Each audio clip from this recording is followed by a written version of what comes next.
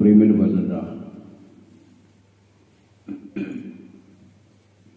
మరొక దినాన్ని దేవుడు మన జీవితంలో ప్రసాదించి ఆయన ఆరాధించి కృపరించినందుకు దేవునికి మహిమ కలుగునగాక.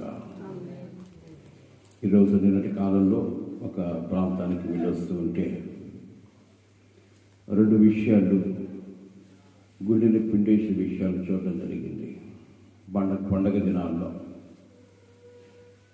ఇప్పుడు లోకపరంగా జరుగుతున్న ఈ పండుగలు ఎలా ఉంటుంది స్థితి, పండుగల్లో జరుపుకునే వాళ్ళు ఉన్నాయంటే మరి ఒక ప్రాంతంలో ఫుల్లుగా తాగేసి ఒళ్ళు తెలియకుండా ఒకరినొకరు పూడ్చుకొని ఒకళ్ళైతే చనిపోయారు. నిన్న ఒక ప్రాంతంలో అయితే మేము వెళుతూ ఉన్నాం, కర్రతో కొట్టుకొని తలకాయలు బాగా కొట్టుకునేసారు. తలతో అబ్బాయికి బాగా పగిలిపోయింది. ఎందుకు ఈ మాట చెప్తున్నానంటే అపవాది ఎవరిని ఏ విధంగా బలహీనపరిచి వాడిని అలాగే మరణానికి అప్పగించాలని అపవాది వెతుకుతూ తిరుగుతూ ఉన్నాడు. ఈరోజు ఒక క్రైస్తవునే కాదు, ఒక హిందువునే కాదు, ముస్లింనే కాదు, ప్రతి జాతి ప్రతి మతస్థులకు కూడా అపవాది ఏదో ఒక విధంగా బలహీనపరిచి దేవుడు నిజరక్షకుల దేవుని ఎదిగి అని సన్నిధికి రానివ్వకుండా వాడి ఇష్టానుసారంగా మనుషుల్ని బలహీనపరిచి బలమైన రాజ్యానికి చేరుకొనివ్వకుండా వాడు అనేక రకాలుగా ప్రయోగాలు జరిగిస్తూ ఉన్నాడు. దాన్ని బట్టి ఈరోజు క్రైస్తవులుగా నిజరక్షకుని ఎరిగిన మీరంతా కూడా క్రీస్తులో బలవంతులై దేవుని రాజ్యపు వారసత్వం కలిగి దేవుని యొక్క మార్గములు నడుస్తూ ఆయన మహిమార్థంగా ఈరోజు బ్రతకాలి. ఎందుకు అంటే దేవుడు చెప్పిన మాట ప్రకారము, పరిశుద్ధ లేఖన భాగాలు తెలియపరిచిన ప్రకారము నా రాకడికి అనేక ముంగుర్తులు మీరు చూస్తారని చెప్పాడు. అనేక గుర్తులు జరుగుతూ ఉన్నాయి. దేవుని రాకడ ఏమైతే చెప్పాడో ఇవన్నీ మనం చూస్తూనే ఉన్నాం.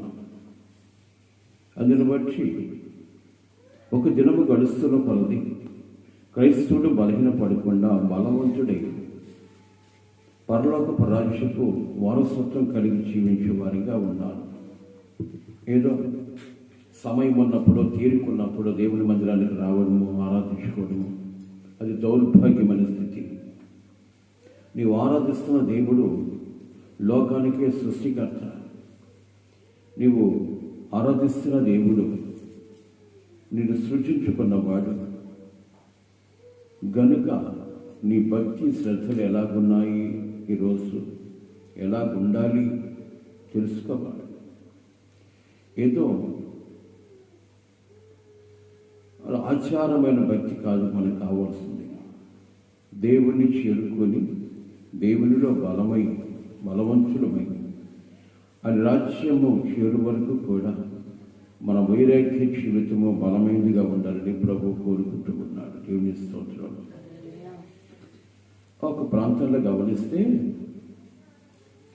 ఇజ్రాయెల్ మీద ఒక రాజు దాడి చేసి యుద్ధం చేసి ఆ రాజ్యానికి కొంతమంది జ్ఞానుల్ని యవనస్తుల్ని తోడుకొని ఉంచుకున్నట్లుగా నిన్నటి దినాల్లో వాక్యాలు విన్నాం. వాళ్ళల్లో మంచి సౌందర్యవంతులు విద్యాభ్యాసములో ప్రావీణ్యత కలిగిన వాడు దానియేలు, షడ్రకు, మెషకు, అబేద్నెగో. వీళ్ళ యొక్క స్థితిగతిని చూసిన రాజు ఆ రాజ్యంలో దేవుని కొలువులో వెలుగు ఉద్యోగాలు ఇచ్చారు. ఈ ఉద్యోగాలు చేసుకుంటూ ఉన్నారు. కానీ వీళ్ళందరిలో కూడా దానియేలు మంచి జ్ఞానవంతుడు, మంచి గుణాతిశయము కలిగిన వాడు. తన జీవితంలో యవ్వనుడైనప్పటికీ కూడా, మంచి యవ్వన కాలంలో ఉన్నప్పటికీ కూడా ఏ తప్పిదము తన జీవితంలో కనబడకుండా బ్రతకడానికి శాయశక్తిలో ప్రయత్నిస్తూ బ్రతుకుతూ ఉన్నాడు. దేవుని స్తోత్రం. తన జీవితంలో ఏ నేరం అనేది కూడా కనబడకుండా జాగ్రత్త కలిగి బ్రతకడానికి ఇష్టపడేవాడు. అతన్ని అందరి మీద ఆధిపత్యం వహించేవాడిగా ఒక అధికారిగా వేస్తాడు రాజు. రాజులు అంతమైపోతూ వస్తూ ఉండగా ఒక్కొక్క రాజు రాజ్యరూపం చేస్తూ వాళ్ళు హతులైపోతూ ఉండగా చివరికి దానియేలు ఆధిపత్యంలో రాజ్యరూపంలో ఉన్నప్పుడు దర్యావేషు అనే రాజు ఏలుబడి చేయడానికి వచ్చాడు. ఈ దర్యావేషు రాజుకి దానియేలు చాలా ఇష్టడు. ఎందుకంటే అతని గుణము, అతని పద్ధతి ఆ రాజుకి చాలా బాగా నచ్చింది. అందుకని అతనంటే చాలా ప్రేమ కలిగి ఉండేవాడు. కానీ ఉండబడ్డ పనివారంతా కూడా, మంత్రులు కానీ సామంతులు వీళ్ళంతా కూడా దానియేలంటే కొంచెం బాధ కలిగి ఉండేది. ఎందుకు అంటే బానిసగా తీసుకొచ్చుకున్నవాడు ఇప్పుడు ఈ రాజరికంలో మనందరి మీద ఆధిపత్యం కలిగి ఉన్నాడు. ఎట్టి పరిస్థితుల్లో కూడా దానియేలు మీద ఒక నేరం మోపాలి. ఏదో ఒక విధంగా రాజు దగ్గర ఉన్న, రాజు మనసులో ఉన్న ఈ ప్రేమ రాజు మనసులో నుంచి తొలగించాలి అని చెప్పేసి దానియేలులో ఏదో ఒక లోపాన్ని చూడడానికి దానియేలు ప్రతి దినం పరిశోధిస్తూ ఉన్నాడు. ఈ మాట చెప్తుంటే నాకు మాట గుర్తుకొచ్చింది. నీ తండ్రి దేవుడి పట్ల, దేవుడు నీ పట్ల కలిగి ఉన్న ప్రేమ అనురాగాలు చాలా గొప్పవి. ఎవరు చూపని శాశ్వతమైన ప్రేమతో నేను ప్రేమించిన దేవుడు, నీ కొరకు ప్రాణం పెట్టడానికి కూడా ఇష్టపడ్డ దేవుడు నీవంటే చాలా మక్కువ. అది ఎరిగిన అపవాది, దేవుని సముఖంలోని అపవాది, దేవుడు అతను పాడుతూ నాట్యం చూస్తుంటూ మర్చిపోతున్న ఆ దినాలు చాలా ఉన్నాయి. అంతటి ప్రేమ కలిగిన నేను త్రోసివేయబడ్డాను. నాకు లేని ఆధిపత్యం ఎవరికి ఉండకూడదు. గనుక తన బిడ్డలు ఎవరైతే దేవుని ప్రేమను పొందుతారో అట్టి వారి మీద ఎక్కువగా వాడు దాడి చేస్తాడు. గనుక దేవుని ప్రేమని పొందిన ప్రతి ఒక్కడు ఆయన కుడి పార్శ్వన కుడి రొమ్మును కూర్చోగలిగిన అధికారం దేవుడు మనకు కలుగు చేస్తాడు. దేవుని స్తోత్రం. ఉండబడ్డ శిష్యుల్లో దేవుడు అతిగా ప్రేమించిన శిష్యుడు ఒకడు ఉన్నాడు, మీకు అందరికీ తెలుసు. అతను ఎప్పుడు కూడా తన కుడి పార్శ్వన కూర్చొని రొమ్మను ఆనుకుని కూర్చోడానికి అధికారం సంపాదించుకున్నాడు. అలాగే దేవుడు ప్రేమించగలిగిన ప్రతి వ్యక్తి కూడా దేవుని రాజ్యంలో ఆయన కుడి పార్శ్వన కూర్చోగలిగిన ఆధిపత్యాన్ని దేవుడు మనకు కలుగు చేస్తాడు. కాబట్టి ప్రియమైన వల్లగా ఈరోజు నీవు నేను తెలుసుకోవాల్సిన విషయం ఏంటి అంటే, నీ పైవాడైన నీ తండ్రిని దేవుడికి నీవు నమ్మకస్తుడివై ఆయన ప్రేమని నువ్వు పొందుకోగలిగే దినాన నీ మీద శత్రు సమూహం ఎన్నో దాడులు జరుగుతూ ఉంటాయి. వీటన్నిటిని చేయించాలంటే ఇంకా దేవుని ప్రేమని బలముగా పొందే ప్రార్థనా శక్తి నువ్వు కలిగి ఉండాలి. కానీ ఈ ప్రార్థన ఎలాగుంటుంది అంటే, ఉండబడ్డ స్థితిలో మొదటి స్థితి కంటే కడపటి స్థితికి వచ్చేటప్పటికి బలహీనమైపోయి దేవుడికి దూరం అయిపోతూ ఉన్నారు. దీని ద్వారా దౌర్భాగ్యాలు అయిపోతున్నారు, కానీ దేవుని ప్రేమని బలంగా పొందేవాళ్ళుగా ఉండట్లేదు. గమనించాలి ప్రేమని వల్ల ఈ దానియేలు ఆ రాజు యొక్క దర్యావేషు యొక్క ప్రేమను అతిగా పొందుకొని ఉన్నాడు. దానియేలు అంటే తగని ప్రేమ. ఇది ఎరిగిన వ్యక్తులంతా కూడా దానియేలులో ఏదో ఒక లోపాన్ని చూసి రాజు దగ్గర ఉన్న ఆ ప్రేమను కొట్టివేయాలని ఎదురు చేస్తుంది. కానీ ప్రేమని వల్ల ఎట్టి పరిస్థితుల్లో కూడా దానియేలులో ఈ చిన్న బలహీనత కూడా ఎవరికాడు కూడా కనపడలేదు. ఎందుకో తెలుసా? దేవుడు అంటే మహాభయం కలిగిన వ్యక్తి, దేవుని పట్ల భక్తి వైరాగ్యాలు కలిగిన వ్యక్తి, తన ద్వారా దేవుడు మహిమపరచబడాలి కానీ దేవుని నామము దూషింపబడకూడదు అన్న ఆలోచన కలిగి వేసే ప్రతి అడుగులో కూడా పవిత్రత చూసుకుంటూ వేస్తూ నడుస్తూ ఉన్నాడు. తన మార్గంలో ఏ తప్పిదం లేకుండా బతకడానికి ఇష్టపడ్డాడు. కాబట్టి ప్రేమని వల్ల ఏదో ఒక లోపాన్ని చూడాలని, ఏదో ఒకటి చెయ్యాలని అలాగా రోజులు దొరికిపోతూ ఉంటే ఎట్టి పరిస్థితుల్లో దానియేలులో ఏ బలహీనత చూడలేక ఏదేమైనప్పటికీ కూడా దానియేలుని ఎరికించాలి, ఏదో ఒక కోణంలో తప్పిదం చూపించాలనుకొని తిరుగుతున్న కాలంలో దానియేలు యొక్క ఉద్దేశం ఏంటో తెలుసా? దేవుడికి తప్పక ఎవరికి భయపడే వ్యక్తి కాదు. ఎవరికి భయపడకుండా బ్రతికే వ్యక్తిలో ఏముంటుందో తెలుసా? యథార్థత ఉంటుంది, నీతి ఉంటుంది. ఏమండి, అట్టి వ్యక్తి విషయంలో ఏ పాపము లేకుండా బ్రతకడానికి ఇష్టపడతాడు. దేవుని స్తోత్రం, హల్లెలూయా. అలాగ బ్రతుకుతున్న వ్యక్తిని ఏ విధము చేతనైనా సరే ఏదో ఒక విధంగా ఈ వ్యక్తికి ఒక శిక్ష అనేది వేయాలని కోరిక.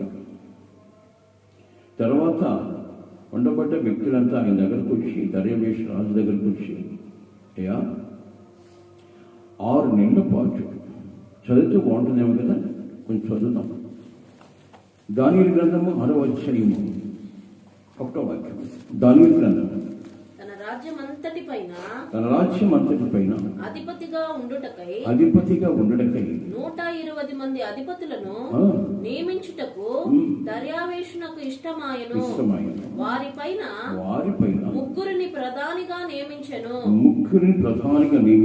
ఆ ముగ్గురిలో దానియేలు ముఖ్యుడు. రాజునకు నష్టము కలగకుండునట్లు ఆ అధిపతులు తప్పకుండా వీరికి లెక్కలు ఒప్పచెప్పవలెనని ఆజ్ఞ ఇచ్చెను. ఈ దానియేలు అతి శ్రేష్టమైన బుద్ధి గలవాడై ప్రధానంలోనూ శ్రేష్టమైన బుద్ధి గలవాడై అధిపతుల్లోనూ ప్రఖ్యాతి నొంది కలిగి ఉండెను గనుక రాజ్యమంతటి మీద అతన్ని నియమింపవలెనని రాజు ఉద్దేశించెను. అందుక ప్రధానులను అధిపతులను రాజ్యపాలన విషయములో దానియేలు మీద ఏదైనా ఒక నింద మోపవలెనని ఉండి తగిన హేతు కనిపెట్టుచుండిరి గాని దానియేలు నమ్మకస్తుడై నేరమైనను ఏ తప్పైనను చేయువాడు కాడు గనుక దానియేలులో తప్పైనను లోపమైనను కనుగొనలేకపోయారు. అందుక మనుషులు అతని దేవుని పద్ధతి విషయమందే గాని మరి ఏ విషయమందునో అతనిలో లోపము కనుగొనలేమనుకొనిరి. కాబట్టి ఆ ప్రధానులను అధిపతులను రాజునొద్దకు సందడిగా కూడి వచ్చి ఇట్లనిది, రాజుకు దర్యావేషు చిరంజీవై ఉండును గాక. రాజ్యపు ప్రధానులు, సేనాధిపతులు, అధిపతులు, మంత్రులు, సంస్థానాధిపతులు అందరూ కూడి రాజుకు ఖండితమైన చట్టము స్థిరపరిచి దాని శాసనముగా చాటింపజేయునట్లు యోచన చేసి ఎట్లనగా 30 దినముల వరకు నీ యొద్ద తప్ప మరి ఏ దేవుని యొద్దనైనను మానవుని యొద్దనైనను ఎవడును ఏ మనవి చేయకూడదు. ఇక్కడ ఇంకా మీరు చదువుకుంటూ వెళితే, ఇప్పుడు కాదు, ఇంటికి చదువుకోండి. ఇక్కడ ఒకడు నీతి కలిగి బ్రతుకుతూ ఉంటే ఆ నీతిమంతుడు నీకు నేర్పించడానికి వాడి నడవడిక కనబడాలి, కానీ వాడిని గాయపరిచో ఏదో ఒక విధంగా వాడి ఇబ్బంది పెట్టో వాడి నీతిని కొట్టివేయడానికి చూస్తారే. కానీ మనమంటే ఇలాగున్నాము, అతనున్న దేవుల్లో భక్తి కలిగి ఉన్నాడు, అతను చూసిన మనం నేర్చుకున్న ఆలోచన ఈరోజు ఉండట్లేదు. కానీ అలనాడు కూడా దానియేలు యొక్క నీతి అనేక మందికి ఇబ్బంది కలుగు చేసింది. అలాంటి పరిస్థితుల్లో రాజు అయిన దర్యావేషు దగ్గరికి వచ్చి ప్రధానులు, సామంతులు వీళ్ళంతా వచ్చి దానియేలు మీద ఏదో ఒక నేరాన్ని మోపాలని చూసి దర్యావేషు చెప్తున్న మాటని తెలుసా? రాజా, మేము ఒక విషయం కనుక్కున్నాము, మీరు గుణాతిశయములు కలిగిన వాడు, రాజును ఏదో పొంగిస్తున్నారు, మీరు గొప్ప వ్యక్తులన్న మాకు తెలుసు. కాబట్టి ఈరోజు ఈ ప్రపంచమంతా, ఈ దేశాలంతా, ఈ రాజ్యాలంతా బ్రతుకుతున్నాయంటే మీ యొక్క దయ చొప్పునే కనుక మాకందరికి రాజు దేవుడు ఎవరంటే నువ్వు తప్పక వేరెవరున్నారు? జాగ్రత్తగా వినాలి. కాబట్టి నీవు తప్పక వేరు లేరు, కాబట్టి నిన్నే కొలవాలి. మేము 30 రోజుల వరకు ఏ మనుషులు కూడా ఏ దేవుణ్ణి ఆరాధించకూడదు, నీవే దేవుడు పోయి ఉండాలి. నీవే మాకు అధిపతివై ఉండాలి, ఈ శాసనాన్ని రాయమని చెప్పాడు. ఇదైతే బాగుంది అనుకున్నాడు. రాజులకు పొగడతానంటే చాలా ఇష్టం కదా. ఈ రాజు కూడా నిజమేలే బాగుంది అనుకున్నాడు. ఒక శాసనాన్ని రాసి ముద్ర వేసేసాడు. ఏంటి ఆ ముద్ర, ఏంటి శాసనం అంటే, ఈ 30 రోజుల్లో ఎవడు కూడా రాజు తప్పక వేరొకరిని ఎవడు ప్రార్థించకూడదు. ప్రార్థించినట్లయితే సింహాల బోన్లో సింహాలున్నాయి. ఆ సింహాలకి 3 దినాలు భోజనం పెట్టకుండా వాటికి కడుపు కాల్చి అట్టి వ్యక్తిని తీసుకెళ్ళిపోయి సింహాల బోన్లో వెయ్యాలి. ఇది శాసనం.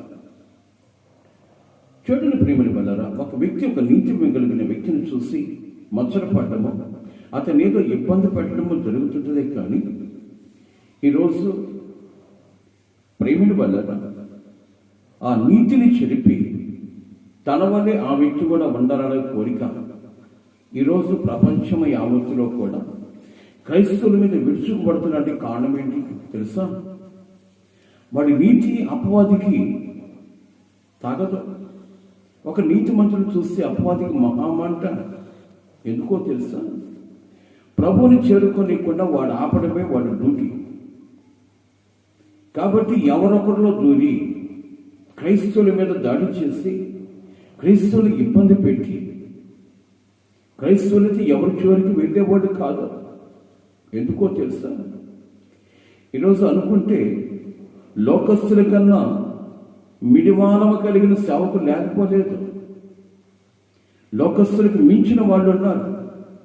కానీ వీళ్ళందరూ ఎందుకు మౌరులై ఉన్నారు అంటే దేవుని వాక్యానుసారంగా బ్రతుకుతున్నారు కనుక, నీతిమంతుడు ఎలాగుండాలో ఆ నీతిని వెతుకుతూ బ్రతుకుతున్నారు గనక, లోకపరమైన అవినీతిని తొలగించుకొని దేవుని యొక్క గుణాతిశయాలు సంతరించుకొని బ్రతుకుతున్నారు. కాబట్టి ఎవరికి హాని చేసే వాళ్ళు కాదు క్రైస్తవులు. కానీ ఈరోజు క్రైస్తవుల మీద దాడులు జరుగుతున్నాయి. కారణం ఏంటంటే నీతిమంతుడు ఒక్కడైనను భూమి మీద ఉండకూడదనేదే అపవాది యొక్క ఉద్దేశం. అందుకని అనేక రకాలైన లోకపరమైన మనుషుల్ని, లోకానుసారమైన వ్యక్తుల్ని వాడు పాత్రలుగా సాధనాలుగా వాడుకొని క్రైస్తవుల మీద దాడి చేస్తున్నట్లుగా అలా రోజు కూడా దానియేలు నీతి అందరికీ బాధను కలిగించి దానియేలు మీద ఏదో ఒక నేరారోపణ చేయాలని చెప్పేసి, దానియేలు పరిస్థితి అంటే తెలుసా? ఏది ఏమైనప్పటికీ కూడా దినమునకు ముమ్మారు ప్రార్థన చేసేవాడు. ప్రార్థన చేయకుండా ఏ కార్యాన్ని కూడా జరిగించేవాడు కాదు దానియేలు. కాబట్టి ఇతను ఎవడికి తల వంచేవాడు కాదు, ఎవరిని చూసి దండ దశకాలు పెట్టేవాడు కాదు. ఇతను తల వంచాడు అంటే తన దేవుడికి తప్పక ఎలాంటి వాడికి కూడా తల వంచేవాడు కాదు. ఎందుకో తెలుసా? నీతిమంతుడి మీద ఆ నీతి కిరీటం ఉన్నట్లుగా దానియేలు మీద దేవుడే శిరస్సు ఉన్నాడు. కాబట్టి అది ఎరిగిన దానియేలు ఎవరికి తల వంచడానికి ఇష్టపడేవాడు కాదు. కాబట్టి మీరంతా వచ్చి ఒక శాసనాన్ని రాసి దానియేలు ఏ విధంగా సరే అతను చూస్తే ఏ పని చేయాలన్నా ముందు ప్రార్థన చేయకుండా ఏది కూడా జరిగించేవాడు కాదు. దానియేలు ప్రార్థించకుండా ఏ పని కూడా చేసేవాడు కాదు. దానియేలులో ఉన్న నీతి అంత గొప్పదన్నమాట. ఈరోజు దానియేలుని పరిశుద్ధ లేఖన భాగంలో రాసి ఈరోజు నీతో నాతో మాట్లాడుతున్నాడు పరిశుద్ధాత్మ దేవుడు అంటే కారణం ఏంటి తెలుసా? అలాంటి నీతిని బ్రతుకులే లేకపోతే దేవుని నువ్వు చేరుకోలేవు. దేవుని స్తోత్రం. అలాంటి భక్తి శ్రద్ధలు నీ బ్రతుకులో లేకపోతే, దేవుని కొరకు నువ్వు నిలబడలేకపోతే నీ వేషధార జీవితం పరలోక రాజ్యానికి చేరుకోదని చెప్పడానికే ఈరోజు పరిశుద్ధాత్మ దేవుడు మనతో మాట్లాడుతున్నాడు. దానియేలు ఏదేమైనప్పటికీ కూడా తన దేవుడికి ప్రార్థించకుండా ఏ కార్యాన్ని కూడా జరిగించేవాడు కాదు. నేను రోజు పిలుస్తాడు అర్చించుగా రమ్మన్నాడు అన్నా కూడా కాసాగండి వస్తానని చెప్పేసి తన మేడగదిలోకి వెళ్ళి యెరూషలేము వైపు కిటికీ తెరిచి చేతులెత్తి ప్రార్థించుకొని, నేను వెళుతున్న కార్యంలో మీ సన్నిధి నాతో ఉంచమని ప్రార్థించుకొని వెళ్ళినప్పుడు దానియేలు ఏ స్థితిలో కూడా చేయము కలిగి జీవించడానికి ఇష్టపడేవాడు. ప్రేమిని వల్ల ఈరోజు మనం కూడా ప్రార్థన చేస్తాం. నీకు స్తోత్రం, నాకు ఆత్రం ఆమె హల్లెలూయా. దీని ద్వారా నీకు ఒరిగేదేంటి? నీ విజ్ఞాపన నీ దేవుడని యెహోవా ఆలకించాలి. దేవుని స్తోత్రం. హల్లెలూయా. దానియేలు దేవుడు మొరపెట్టకుండా దానియేలు ఏ పని కూడా చేసేవాడు కదని తెలుసుకొని అతను ముఖ్యమైన విషయం ఏదైనా తన జీవితంలో ఉందంటే ప్రార్థించడం తప్పక తన దేవుడికి మొరపెట్టడం తప్పక ఏ పని ముందు చేయడం తెలుసుకున్న వారు దర్యావేషు దగ్గర ఒక శాసనం రాయించుకొని ఎవడైతే రాజుకు తప్పక వేరొకరికి మొక్కినట్లయితే అటు వాడిని సింహానుభవంలో వేయమని చెప్పేసి. ప్రేమిని వల్ల ఇలాగ శాసనం జరుగుతున్నప్పుడు కూడా ఈ శాసనం రాశారు అని చెప్పినప్పుడు కూడా దానియేలు భయపడలేదు, దానియేలు కలవరపడలేదు. ఈరోజు మన చేతిలో కరోనా వచ్చినా కలవరమే, మన పక్కింట్లో ఏదైనా జరుగుతున్నా కలవరమే. ఎందుకో తెలుసా? కరుణామయుడైన దేవుడు తన కవిట్లో నువ్వు ఉన్నావన్న ఆలోచన అయితే మనకు ఉన్నట్లేదు. కారణం ఏంటి అంటే మన భక్తి అంత గొప్పది. దానియేలుకి ఈ విషయం తెలిసిపోయింది. రాజు శాసనం రాసి ముద్ర వేశాడు. ఈ శాసనాన్ని ఎవడు కూడా త్రిప్పివేయడానికి వీలు కాదు. కాబట్టి ఏదేమైనప్పటికీ కూడా నేను ఆరాధించే దేవుడు సర్వశక్తి సంపన్నుడు. ఆయన ఎలాంటి దానినైనా సరే తప్పించగలడానికి సమర్థుడు గనక ఒకవేళ తప్పించకపోయినా పర్వాలేదు, కానీ ఒక మనిషికి నేను మొక్కడం ఏంటి? సామాన్యుడైన మనిషికి, నాలాంటి మనిషికి నేను మొక్కడం ఏంటి? మనందరిని సృష్టించిన సృష్టికర్తకి మొక్కాలి, కానీ మనిషికి మొక్కడం ఏంటి? ఇలాంటి దౌర్భాగ్యం ఏంటి అనుకున్న దానియేలు ఏ వ్యక్తి కూడా తల వంచేవాడు కాదు. కానీ దినాలు దొరికిపోతూ ఉన్నాయి. దానియేలు మట్టుకు ఎట్టి పరిస్థితుల్లో కూడా రాజు దగ్గరకు వచ్చి వందనాలు పెట్టిన ఆనవారు కూడా లేవు. ఇవి గమనిస్తూ ఉన్న కొంతమంది రాజు దగ్గరకు ఒక రోజు వచ్చారు. రాజా, మనం రాసిన శాస్త్రాలను ధిక్కరించకుండా అందరూ జాగ్రత్తగానే బ్రతుకుతున్నారు, కానీ ఒక్కడు దెబ్బక వాడెవడు? వాడికి అంత కండకానికి రాదు కదండి. దానియేలు తెలియదు వాడెవడు. వాడు రాసిన శాస్త్రం వాడికి తెలియదా అంటే ఈ శాస్త్రం కూడా అతనికి తెలుసు. అయినప్పటికీ కూడా నీ శాస్త్రాన్ని ధిక్కరించి అతడు తన దేవుడికి తప్పక ఎవరికి మొక్కను అని మాట్లాడుతున్నాడు. రాజైతేమి ఎవడైతేనేమి నా దేవుడు రాజులకు రారాజు అన్నట్లుగా ఆ వ్యక్తి బ్రతుకుతున్నాడు. కాబట్టి అతను ఏం చేయాలా? మీరు శాస్త్రాన్ని రాస్తారు కాబట్టి ఆ శాస్త్రం ప్రకారము అతనికి ఏం చేయాలో చెప్పన్నప్పుడు ఇంక చేసేదేముంది? వాడెవడో వాడిని తీసుకొచ్చి సింహాల బోన్లో వేయమన్నాడు. 3 దినాలు ఆహారం పెట్టకుండా సింహాలకి ఆహారం లేకుండా చేసి ఈ వ్యక్తిని తీసుకెళ్ళిపోయి దాంట్లో వెయ్యాలి. ఇంతకీ ఎవరు అంటే ఎవరో కాదు, మనందరి మీద, మా అందరి మీద ఆధిపత్యం చేస్తున్న దానియేలే. తన దేవుడికి తప్పక ఎవరికి మొక్కనని భీష్మించి కూర్చున్నాడు. మేము ఎన్ని చెప్పినా ఆయన మాట వింటలేదు. రాజైతే ఎవరికి భయము అన్నట్టుగా మాట్లాడుతున్నాడని చెప్పేసి రాజు బాగా కోపాన్ని పుట్టించినట్టు. కానీ మంచి కోపంలో పడ్డటప్పుడు ఈ విషయాన్ని చెప్తున్నాడు. ఇంతకీ ఆ వ్యక్తి ఎవరంటే దానియేలు. అంత కోపోద్రేకంలో ఉన్న వ్యక్తి కూడా దానియేలు మాట వింటానే ఏమైపోయాడు తెలుసా? చాలా బాధ కలిగిపోయింది. అలాంటి నీతిమంతుడు నేను ఆపదతలపెట్టడం ఏంటి?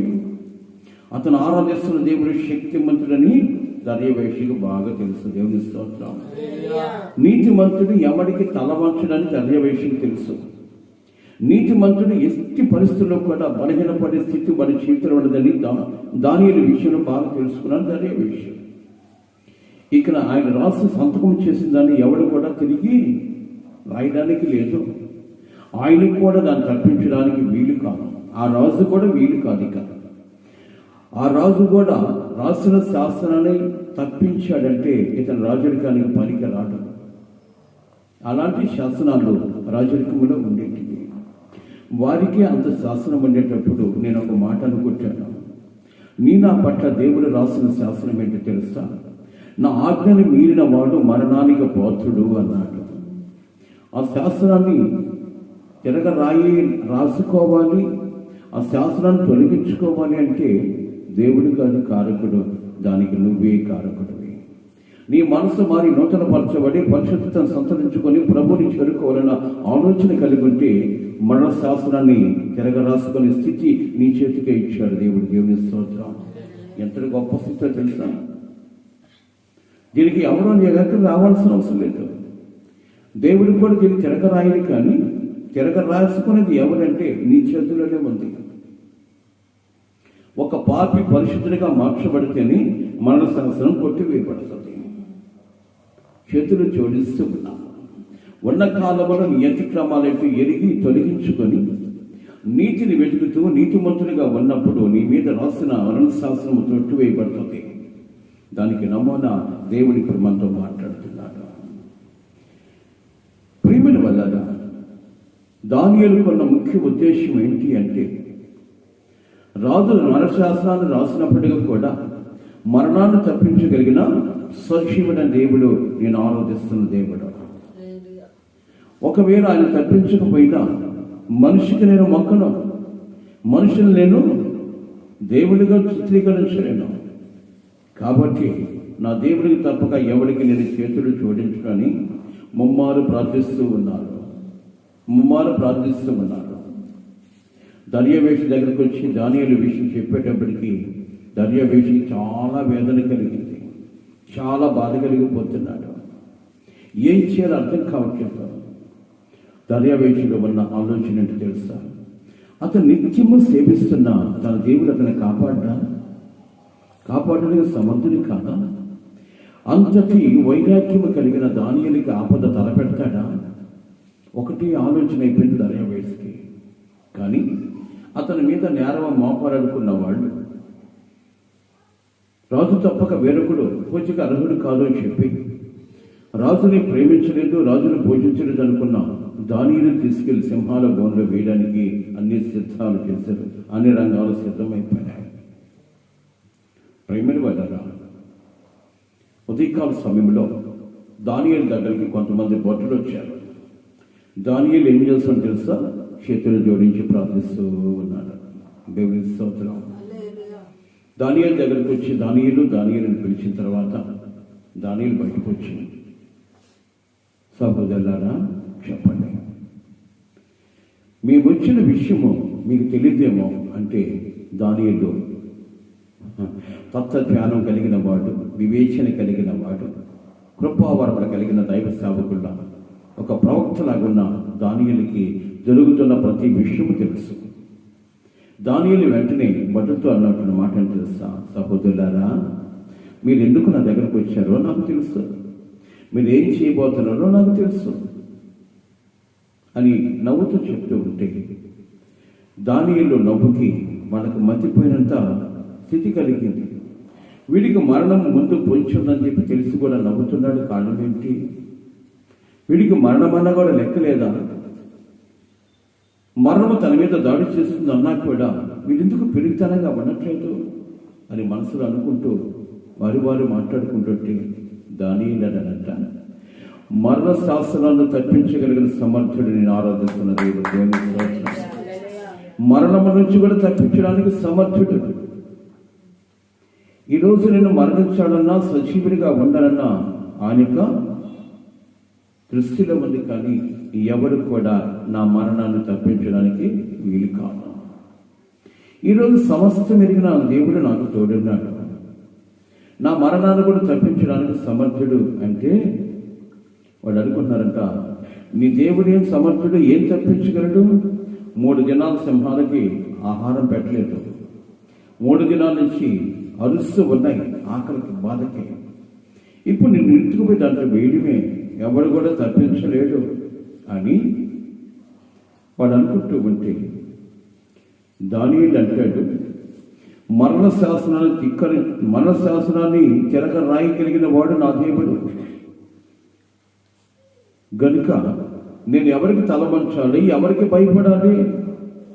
నేను ప్రార్థిస్తూ, నేను ఆరాధిస్తూ భయభక్తులు కలిగిన నా ప్రభువుకి తప్పక ఎవ్వడికి నేను భయపడిన. దేవుని స్తోత్రం. ఒకవేళ భయం మీదన కలిగి ఉన్నాను అంటే నా ప్రభువుకి తప్పక ఏ మానవుడికి నేను భయపడాల్సిన అవసరం లేదు.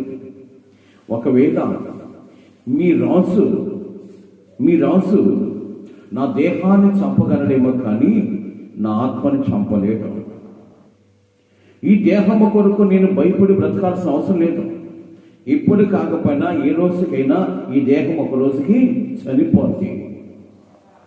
ఇది మన్నే గనక మనులో కలిసిపోద్ది. కానీ నా ఆత్మ చావుకి చెరువులోకి వెళ్లకుండా నా ఆత్మని కాపాడగలిగిన వాడు, ఆత్మను రక్షించుకునే స్థితి నాకు నేర్పించగలిగాడు కనుక నా ఆత్మని నేను కాపాడుకునే స్థితిలో బ్రతకడానికి ఇష్టపడుతున్నాను. కాబట్టి నేను రాజుకు భయపడ్డాను. నేను తప్పిదం చేస్తే రాజుకు భయపడాలి. నాలో ఏ తప్పిదం లేకుండా నేను బ్రతుకుతూ ఉన్నాను, బ్రతకడానికి ఇష్టపడుతున్నాను. ఎందుకో తెలుసా, నేను చేసే తప్పిదం ద్వారా నా దేవుని నామము దూషింపబడుతుంది కనుక నేను ఏ తప్పిదము లేకుండా నా దేవుని నామానికి మహిమకరంగా బ్రతకడానికి ప్రయాసపడుతున్నాను, ప్రయత్నిస్తున్నాను. కాబట్టి ఎవరికి నేను భయపడను. ఈరోజు ప్రియమైన వాళ్ళ చేతులు జోడిస్తున్నాను. ఏదో మనకు ఆలోచన కలిగించే విధంగా మనం బ్రతికి శ్రద్ధలు కలిగి ఉండడం కాదు, కానీ నువ్వు చేసే ప్రతి వ్యక్తి కూడా నీ దేవుడు మహిమపరచబడే విధంగా ఉండాలి. కానీ నీ ఇష్టానుసారంగా ప్రవర్తించి దేవుని రాజ్యాన్ని చేరుకోలేని భక్తి మనకు అవసరం లేదు. నువ్వు చేసే ప్రతి ప్రయాసం కూడా ప్రభువుని సంతోషపెట్టేదిగా ఉండాలని ప్రభు పేట మనవి చేస్తూ ఉన్నాను. నువ్వు తీసుకున్న ప్రతి నిర్ణయం కూడా నీ దేవుడని ప్రభు మహిమపరచబడాలి. కానీ ఏదో ఎంతకన్నా భక్తి అనుకోవడం కాదు, కానీ నీ భక్తి నీ జీవితాన్ని కాపాడేదిగా ఉండాలి, నీ ఆత్మని కాపాడేదిగా ఉండాలి. దానియేలుకి తెలుసు, ఈ లోకపరమైన వ్యక్తులు రాజులు కానీ సామంతులైనప్పటికీ కూడా నా యొక్క దేహాన్ని చంపుతారే కానీ నా ఆత్మను చంపే అధికారం ఎవరికి లేదు. నేను ఆలోచిస్తున్న ప్రభువుకి తప్పక నేను ఆత్మని కాపాడుకోవాలి, కానీ దేహాన్ని కాపాడుకునే స్థితి లేదు. ఈ దేహం ఒక రోజుకి మరణానికి అప్పగించబడుతుంది. కానీ నా దేహాన్ని నేను కాపాడుకోవాలంటే నా నీతిని నేను కాపాడుకోవాలి. దేవుని స్తోత్రం. నా ఆత్మని నేను కాపాడుకోవాలంటే నా నీతిని నేను కాపాడుకోవాలి. నా నీతిని, నా పరిశుద్ధత నేను కాపాడుకోవాలని ప్రయత్నిస్తూ ఉన్నాను. కాబట్టి మీ రాజు నా దేహాన్ని చంపుతాడేమో కానీ నా ఆత్మను చంపే అధికారం మీ రాజుకు లేదు అని మాట్లాడుతుంటే వీళ్ళకి ఇంకా కోపం వచ్చేస్తుంది. ఏదేమైనా కూడా దానియేలు అన్ని విషయాలు తెలుసుకొని కూడా ధైర్యంగా ఉన్నాడు. కారణం ఏంటి అంటే ఏ స్థితిలో నేనున్నా కాపాడడానికి నా దేవుడు సమర్థుడై ఉన్నాడన్న ఆలోచన దానియేలు ఉంది. ప్రేమని వల్ల దానియేలు పెడరెక్కలు కట్టి సింహాల బోన్ల వరకు తీసుకెళ్ళాడు. అయినప్పటికీ కూడా దానియేలు చిరునవ్వే కానీ ఆవేదన కనపడలేదు. ఎందుకో తెలుస్తాను, ఏది ఏమైనప్పుడు కూడా దేవుని చిత్తం లేకుండా నా జీవితంలో ఏమీ జరగదు. దేవునికి చిత్తం లేకుండా నా బ్రతుకులో ఏం జరగదు అనుకున్న దానియేలు భయపడాల్సిన అవసరం లేదు, చింతించాల్సిన అవసరం లేదు. దేవుడు చెప్పాడు, నీ చింత యావత్తు నా మీద మోపే నీ నిబ్బరము కలిగి ఉండమని చెప్పాడు. కాబట్టి ఆయన చేసిన వాగ్దాన్ని మర్చిపోవడానికి నేనేమన్నా పనికి మాలినా కాదు. ప్రభు ఎన్నుకున్న నీతిమంతున్నై ఉన్నాను. దేవుని స్తోత్రం. నా నీతి నన్ను కాపాడుద్ది, నా పరిశుద్ధత నన్ను కాపాడుద్ది. ఒకవేళ కాపాడకపోయినా పర్వాలేదు, కానీ నేను ఏ మనుషుడికి తలవంచను. ప్రేమను వల్ల ఈ సింహాల గృహ వరకు తీసుకెళ్లారు. సింహాల గృహం దగ్గరికి వెళ్ళిపోయిన తర్వాత సింహాల యొక్క గుహ యొక్క ద్వారము తెలిసి ఆనందిస్తున్నారు. ఎందుకో తెలుసా, మన మీద అధికారి ఎవడో లేడు, మనమే అనుకుంటూ ఈ దానిని తీసుకెళ్ళిపోయి సింహాల గుహలో త్రోసివేసి డోరేశారు. వీళ్ళు అనుకుంటున్నారు అయిపోయాడు, ఇంకేముంది, 3 దినాల నుంచి ఆహారం లేకుండా సింహాలు అలమటిస్తున్నాయి, దానియేలు ఎముక కూడా మిగలకుండా నమిలేస్తాయని చెప్పేసి వీళ్ళు అనుకుంటూ ఉన్నారు. కానీ ప్రేమైన వల్ల ఆ దర్యావేష రాసు పరిస్థితి ఏంటో తెలుసా? మీరు ఇంటికి వెళ్ళి చదువుకోండి. తన సింహాసనం దిగి నాట్యాలు ఆపేశాడు. వాయిద్యాలు ఎప్పుడూ వాయిస్తూ ఉండాలి, రాజరికంగా వాయిద్యాలు ఆపేశాడు. గాన గంధర్వులంతా ఆపేశాడు. నిశ్శబ్దమైపోయి సింహాసనం దిగి రాత్రంతా ప్రార్థిస్తూ ఉన్నాడు దానియేలు. కారణం ఏంటి? అమ్మా బాగా కూర్చోండి, అమ్మా బాగా కూర్చోండి. బాగా కూర్చొని తోకతో కూర్చోబాకండి. దేవుని స్తోత్రం. మీ అందరికీ వందనాలు. ఆడవాడు తూగేదానికి ఒక వాడు కట్టిస్తారు మీకు. దేవుని స్తోత్రం. ప్రియమైన వాళ్ళారా, దర్యావేషు ఒక ఆధిపత్యం కలిగిన అధికారి కూడా ఒక సామాన్యుడైన మనుషుని కొడుకు, ఒక యూదుని కొడుకు. దర్యావేషు దిగొచ్చి సింహాసనం మీద కూర్చున్న దర్యావేషు మోకరిల్లి ప్రార్థిస్తూ ఉన్నాడు. కారణం ఏంటి తెలుసా? ఒక నీతిమంతుడికి మరణ శాసనాన్ని రాశాను నేను. నీతిమంతుడికి ఆపద కనిపెడితే నా బ్రతుకేమైపోదు నాకు బాగా తెలుసయ్యా. దానియేలు, దేవా నీ కుమారుని రక్షించుకోవా అని మొరపెట్టి ప్రార్థిస్తూ ఉన్నాడు. రాత్రంతా నిద్రపట్టలేదు కానీ సింహాల బోన్లో వేసిన వీడు మట్టుకు సంబరపడుతూ ఉన్నారు, ఆనందిస్తూ ఉన్నారు, కేరింతలు కొడుతూ ఉన్నారు. ఇక మనకు ఎదురీ లేదనుకుంటూ. కానీ ఇంకా తెల్లవారకు మనపి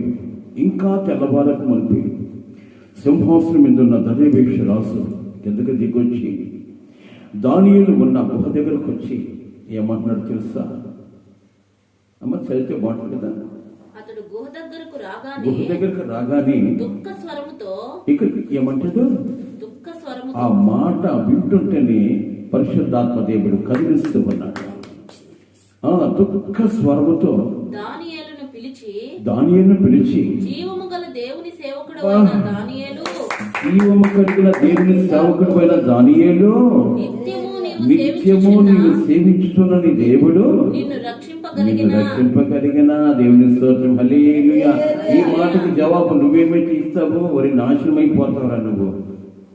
నేను ఎప్పుడు ప్రార్థన చేస్తున్న వాడికి నాకు ఇబ్బంది కలిగి చేస్తావు. ఇప్పుడు జరుగుతున్న కార్యకలాపాలు కూడా అవే. ప్రేమైన వాళ్ళ నీతిమంతుల మీద అనేక మంది దాడి చేస్తారే కానీ ఎవడు కూడా అట్టి వాడిని కదిలించడానికి వాడి సత్తా చాలదు. ఈ రోజు నీతిమంతుడి మీద రాయి వేయడానికి, వాడు చూపు పడడానికి, వాడి చేష్టలు కూడా ఏమీ పనిచేయవు. ఎందుకో తెలుసా? అట్టి వాడు దేవుని కవిగిట్లో ఉన్నాడు. ఒకవేళ వాడిని కాపాడకపోయినా వాడి ఆత్మని కాపాడుకొని దేవుని కుడిపార్చిన కూర్చోగలిగిన స్థితిని వాడు కలుగున్నాడు. అట్టి వాడికి ఆపద తలపెట్టిన వాడి జీవితం, వాడి కుటుంబాలు ఇబ్బంది తెలుసుకుంటాడు. కాబట్టి ప్రియమైన వాళ్ళారా, ఈరోజు క్రైస్తవుడు అంటే చేతగానే వాడు కాదు, దేవునిలో సత్తా కలిగిన వాడు బలవంతుడై ఉన్నాడు. అక్కడ అంటాడు, దుఃఖ స్వరముతో అంటున్నాడు, నిత్యము అనుదినము సేవిస్తూ బ్రతుకుతున్న దానియేలు, నీ దేవుడు నిన్ను కాపాడగలిగిన. అక్కడి నుంచి స్వరమే రావాలి, నువ్వు నాశనం అయిపోతావు పోరా. మనమైతే మాట్లాడతాడు, అన్నీ మాట్లాడతారు మనోళ్ళు. ఒక ఇద్దరు గొడవ వచ్చిందనుకో, లేని పోని మాట్లాడేసి ఈదులో ఉన్న దుమ్మంతా ఎత్తి మన మొఖాన్ని పోసేసి నువ్వు నాశనం అయిపోతావు పోవే, దుమ్ము కొట్టుకొని పోతావు పోవే అని చెప్పేసి తర్వాత ఏమంటే తెలుసా? నేను దేవుణ్ణి నమ్ముకున్న బిడ్డని అంతా దేవుడు చూసుకుంటాడు. అంతా ఏమో చూసేసి ఉంటుంది. మన దేవుడి మీద నేరం వేస్తానన్నమాట. దానియేలు ఏమంటారు తెలుసా? రాజా చదువు, చిరకాలము జీవించుదువుగాక. దేవుని స్తోత్రం. హల్లెలూయా. ఇంత ఆపద తలపెట్టిన వ్యక్తిని ఇంకా దీవిస్తున్నంటే క్రైస్తవుడికి గుణాతిశయం ఎలాంటిది ఒకసారి ఆలోచించి చప్పటి కొట్టి ఇప్పుడు ఇంత ఆపద తలపెట్టిన వ్యక్తిని కూడా ప్రార్థించగలిగిన స్థితి ఎవరికైనా ఉందంటే అది ఒక క్రైస్తవుడికే సాక్ష్యం. అది ఒక క్రైస్తవుడికే సాక్ష్యం. ఒక వ్యక్తి నీకు ప్రాణహాని చేయడానికి ముందుకు వస్తూ ఉన్నా ఆ వ్యక్తిని ప్రేమించి ప్రార్థించగలుగుతున్నాడంటే అట్టి వాడు ఒక క్రైస్తవుడు తప్పక వేరొకరికి లేదు ఆ స్థితి. ఈరోజు క్రైస్తవుడు అంటే చేతగాని వాడు కాదు, కానీ చేత కలిగిన వాడు కనుక నీ శాస్త్రాలు మానుకొని నీవు కూడా ప్రభుని చేరుకోవాలన్న ఆశతోనే నీ కొరకు ప్రార్థిస్తూ ఉంటాడు. దర్యావేషు శాసనాలు రాసి సింహాల బోనుకు అప్పగించినప్పటికీ కూడా దర్యావేషు కూడా భయం వేసింది. ఎందుకో తెలుసా? అతను నిత్యము ప్రార్థిస్తున్న తన ప్రార్థన తను కాపాడుతుంది. అతని దేవుడు గొప్పవాడు అని తీర్మానం కలిగిన దర్యావేషు తెల్లవారికి మనకు సింహాసనం దిగి ఆ రాత్రంతా దానియేలు కొరకు ప్రార్థించి, దానియేలు దేవుడా దానియేలు కాపాడుకో, దానియేలు దేవుడా దేవుణ్ణి రక్షించుకో అని రాత్రంతా ప్రార్థిస్తూ ఉపవాసం ఉండి ప్రార్థించి ఉదయకాల సమయంలో దర్యావేషు వచ్చి మాట్లాడుతున్నాడు దుఃఖ స్వరముతో. అయ్యో, ఒక పరిశుద్ధుడిని, ఒక ప్రభు సేవకుడిని నేను తలపెట్టి నేను ఎంత దౌర్భాగ్యాన్ని అనుకుని తానుగా దూషించుకుంటూ అక్కడికి వచ్చి దుఃఖ స్వరముతో అంటాడు, నిత్యము సేవిస్తున్నా దానియేలు నీ దేవుడు నిన్ను కాపాడి కలిగినా అంటే సింహాల గుహలో నుంచి ఏ స్వరం వినబడుతుంది తెలుసా? అమ్మా, దానియేలు అంటాడు, రాజా నువ్వు చిరంజీవిగా ఉంటావు, దేవుని స్తోత్రం. హల్లెలూయా. ఇంతకీ ఏం జరిగింది అక్కడ? దానియేలు తీసుకుని సింహాల బోన్లో వేసినప్పుడు ఒక్కసారిగా గర్జించే గాండ్రించే దానియేలు ముఖం ఎప్పుడైతే సింహాలు చూస్తాయో మౌనంగా పిల్లులాగా తయారైపోయింది. పిల్లులాగా దానియేలు రాసుకుంటూ, మన ఇంట్లో పిల్లులు దొరుకుతాయి కదా, అలాగ పిల్లులాగా రాసుకుంటూ దానియేలుకి ఏ ఆపత్తలు పెట్టకుండా నిబ్బరంగా దానియేలు చుట్టూ తిరుగుతూ ఉన్నాయి. దానియేలు వాటి మధ్యలో కూర్చొని చేతులు జోడించి ప్రార్థిస్తూ ఉన్నాడు. దేవుని స్తోత్రం. సింహాలు మటుకు మౌనం అయిపోయి 3 దినాల ఆకలి అయినప్పటికీ కూడా వాటికి తృప్తిని కలుగు చేస్తాడు. దానియేలు మధ్యలో కూర్చొని ప్రార్థిస్తూ ఉంటే ఆ ప్రార్థన మైమరిచిపోయి నిద్రిస్తూ ఉన్నప్పుడు ఏం జరిగింది తెలుసా? ఒక సింహం వచ్చి దానియేలు తలగడ దగ్గర దిండులాగా పడుకుంటే, ఇంకో సింహం వచ్చి దానియేలు కాళ్ళ దగ్గర పడుకుంటే, మరొక సింహం వచ్చి దానియేలుకి సేద తెలుస్తుంది తాకతో ఇలాగే చుట్టూ పడుకుందట. చూడండి ప్రియమైన పడ్డారా, మనం వాడతాం కదా, సింహాల బోన్ నుంచి తప్పించబడ్డాడు దానియేలు. ఈరోజు సింహములాగా గర్జిస్తూ ఉన్నాడు అపవాది. వాడి నుంచి, వాడి బారి నుంచి తప్పించుకోవాలంటే ఎవడి తరమ కాదు, నీవు ఆరాధిస్తున్న దేవుడు ఒక్కడే సాధ్యం. ఆయన ఆరాధిస్తున్నా కనుక ఆరాధనకి యోగ్యుడైన దేవుడు నీ మీద ప్రతి ఆహ్లాదకరంగా మనిషి కలిగి తన కౌగుతో దాచుకోగలిగిన సమర్థుడు. రాజుకి మిక్కటమైన కోపం వచ్చేస్తుంది. ఒక్కసారి దానియేలుని బయటకు రమ్మని చెప్పేసి దానియేలు బయటకు వచ్చిన తర్వాత ఈ దానియేలుని వేసింది ఎవర్రా అన్నాడు. పలానా వాళ్ళని పట్టుకురండి. వాళ్ళని తీసుకొచ్చారు. ఎగురుతూ వచ్చారేమో దానియేలు అయిపోయినాడు అన్నట్టుగా. దానియేలు బయట వచ్చి రాజు పక్కన నిలబడుకునంటే వాడికి భయం వేసిపోయింది. వెంటనే దానియేలుని వేసిన వాడిని వీళ్ళనెత్తి సింహాల గుహలో వేయమన్నారు. ఎప్పుడైతే వీళ్ళనెత్తి సింహాల గుహలో పంపించారో ఎముక కూడా లేకుండా నవిలి మింగేసి కాళ్ళు పెట్టి దానియేలు పనికి రాలేదా అంటే పరిశుద్ధుడు ఆపద నుంచి తప్పించుకోగలిగిన సమర్థుడు. హల్లెలూయా. ఈరోజు ఒక చిన్న విషయాన్ని నీతో మాట్లాడబోతున్నాను. ఒక నీతిమంతుడు మరణం నుంచి తప్పించుకోగలడు, కానీ ఒక అనీతిమంతుడు మరణానికి పాత్రుడై ఉంటాడు.